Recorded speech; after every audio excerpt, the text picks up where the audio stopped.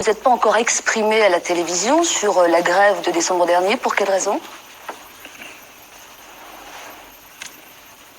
Je ne sais pas si je dois répondre à cette question. Je pense que il y avait foule à la télévision. Et on entendait surtout ceux qui n'avaient rien à dire, comme c'est souvent le cas. Je pense que la télévision a cette propriété extraordinaire qu'elle donne presque toujours la parole sur le monde social à ceux qui n'en connaissent rien, et qu'elle donne très peu la parole à ceux qui pourraient en parler.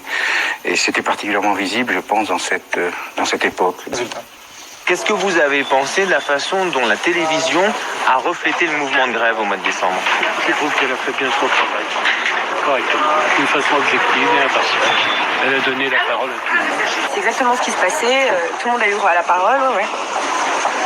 Absolument, et je pense qu'on a quand même relativement bien montré ce que représentait les difficultés de se transporter dans Paris pendant un mois, pendant cette période de grève. Ah ouais, ils ont bien parlé, même à la télé, même à la radio. Hein? Ils ont bien reflété la situation. Ah ouais, ils ont tout fait dans le détail. Hein. Ils n'ont pas donné plus la parole aux grévistes ou aux usagers, par exemple? Il ne faut pas chinoiser, il ne faut pas voir la petite bête, hein. Ça s'en irait loin. Donc tout a été bien. Voilà, ils sont tous d'accord, la télé a été irréprochable. Si on veut, on peut aussi faire dire aux gens de la rue que c'était télégrève. La télévision a beaucoup manipulé les grèves. C'est-à-dire? Elle était très influençable, elle était très néfaste. Elle n'a pas donné l'image de ce que les Français pensaient en général. Qui elle a avantagé pour vous? Elle a avantagé les grévistes.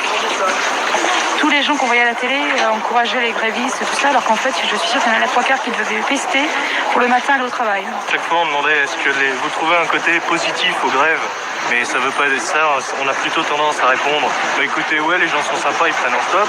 S'ils avaient demandé est-ce que les grèves vous apportent des inconvénients, les gens auraient peut-être répondu oui, moi pour mon transport c'est beaucoup plus dur. Mais on a plus parlé des bateaux-mouches, des gens qui étaient contents de prendre les bateaux-mouches plutôt que du fait que ça emmerdait tout le monde.